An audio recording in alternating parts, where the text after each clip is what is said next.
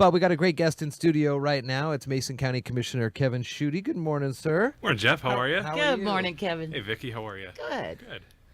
Well, let's talk about some issues. We have, I think, pretty much wrapping up the main department heads around the county. They've all kind of come on and talked about some of the impacts for the budget. How's everything been settling in on that? Well, I think everybody's kind of adjusting to the new normal, and I don't say that lightly or as if it's a good thing for the electeds that have to implement the budget that was passed last year, or frankly for the citizens of Mason County. But in a lot of ways, it is the new normal.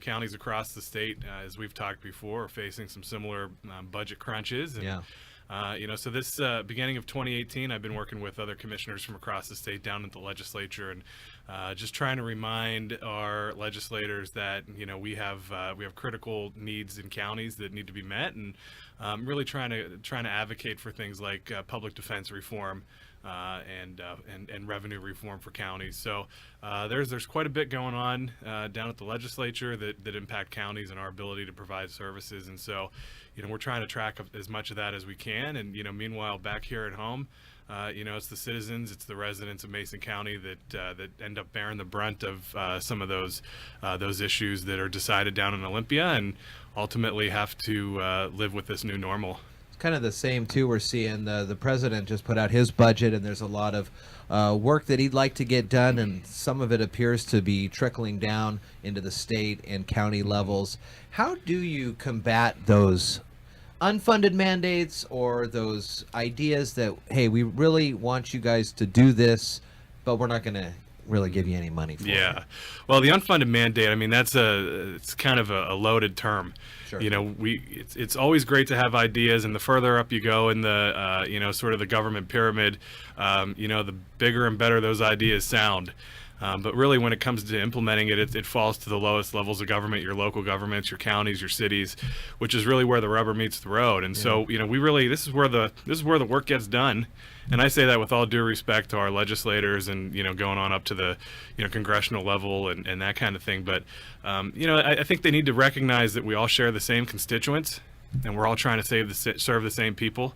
And so, I just think they need to be a little bit more mindful of what their big ideas cost, and who ultimately has to implement and pay for that. And so, I think that's one of our jobs as local government representatives, is to go and have those conversations and say, okay, how can we find some funding to go behind these projects or these ideas. And so, we have to really kind of prioritize and weigh those things out. And, if it's mandated, we got to provide it. Yeah. And so that means something else has to go.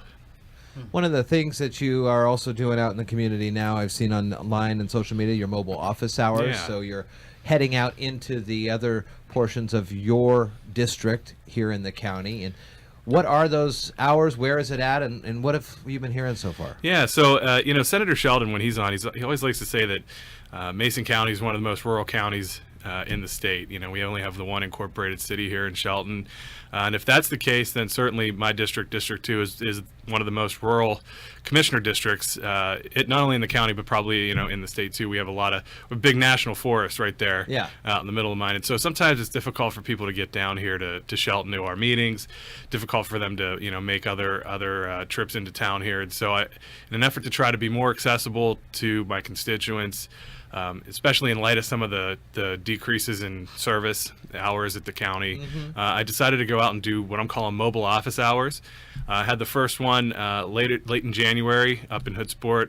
Great turnout.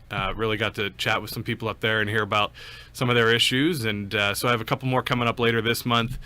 February 22nd from 2 to 4, I'll be again at the Hoodsport Library, meeting with folks there. It's all open and free to the public. No county resources are being used to do this. So this is a cheap, effective way to get some one-on-one time with me and talk about your issues. And then the following day, February 23rd, I'll be out at Fire District 12 out in Elma, right by Mary M. Knight School, and doing that from 10:30 to noon there. So as the year kind of goes on, we'll be scheduling more of these. That's a great idea. I love that he's doing that. Yeah. That's really good. Pretty neat. Yeah, one of my the people. Absolutely, and there's only so much you can accomplish behind a desk at the county building. You got to get out into the real world. Yeah. Right. And that's really where you start to hear what people's priorities are and how, the decisions that we're making here in Shelton affect everybody in Matlock and Hoodsport, Lilywop, Tahuya, Belfair, you name it. our decisions have real impacts, and so it's important for me to be out there to hear about those. I love that. If you're, are service groups or other groups available to book you to come to their events or to come to a community hall or something like that? Yeah, absolutely. They just contact me at the county, and I'd be more than happy to make those arrangements. Yeah, for sure. One of the other things I want to talk about is some land that is being surveyed now next to Public Works. It had been thought of as a potential maybe location for a museum or something. This is on the corner of 101 and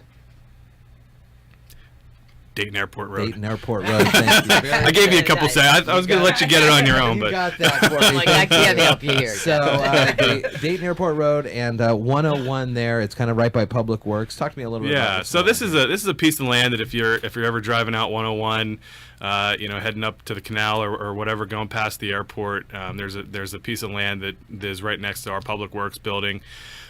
Frankly, this has been a pretty highly sought after piece of land for a number of different groups and interests, and right now we're going through the process of surveying it and taking a look at what that land could be used for and how it would provide the most benefit to the people of Mason County. And so very early on in the stage of kind of just going through the survey process and have to look at some of the zoning and those different issues, but that's one of the things that we're working on this year. What's the general zoned areas out there? Industrial or light commercial? Yeah, and this one is zoned public institutional because it is owned by Public Works. Okay. And so whether it was going to be a museum or some other kind of whether it's a commercial development or whatever, we just need to make sure that not too many things can develop on a piece of land that's zoned public institutional. Right. So there's a process that we have to go through, and we're just getting that underway now. Very good, very good. What else is going on in the county commission these days? Well, last night I had attended a great meeting out at this Cocomish Valley Grange. As your listeners are probably well aware, they have some flooding issues out there, and there's been a lot of work done in the past, on trying to find solutions to the flooding problem. It's been something that I think has probably plagued commissioners who have sat in my seat for a number of years. But had a great public meeting last night with the Mason Conservation District talking about an alternative road design that could improve. It's twofold, the benefits. One, it would improve the flooding condition in the area known as the dips, which become impassable several times a year. Yeah. And then also it would help improve salmon habitat, which is a major concern. The Skokomish River is a great breeding spot for salmon, and so we want to make sure that we're protecting and preserving that natural resource. And so probably about 65-70 people there last night, really engaged, really interested in kind of how this is going to play out for them. And this is a joint project that would be with the county, the state, and federal government, as well as with the tribe. So the Skokomish tribe. And so we have a lot of players there at the table, and again, just kind of going through a process to see how we can best give relief first and foremost to the people that live out there and protect their lives and property, and then have these other benefits to the fish habitat. So really excited to see that process continue to move forward, and certainly we've seen this year, like many other years, the issues with flooding, and so we're working with residents out there to figure out how we can help improve the levee system and do what we can again to just help protect lives and property. If you're able to come up with a solution to this because it floods so often, would the timetables be accelerated to kind of get a project in and done for maybe before the next flood season? Or? Well, the issue there, and as I kind of mentioned, there are a lot of different government partners. Yeah. Government doesn't move fast. Sure. We all know that. Yeah, and they're kind of on their own timeline. Okay. And so the best we can do, and I have a meeting, I'll be seeing Congressman Kilmer here in the next couple of weeks.